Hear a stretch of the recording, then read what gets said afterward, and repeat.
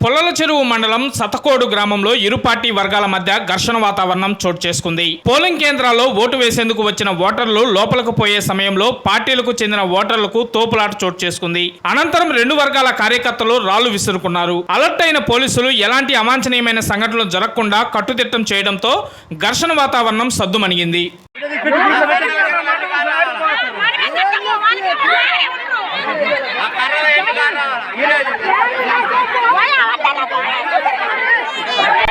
अल्लाह समझ साठ के कोई दियो फोन చేయండి పోలీస్ వాళ్ళకి ఫోన్ చేయండి తీరా నా కొన్నులండి ఏడ పెట్టుకో ఏడ పెట్టుకో అయ్యగాలి తీ ఐ కాంటానల్లే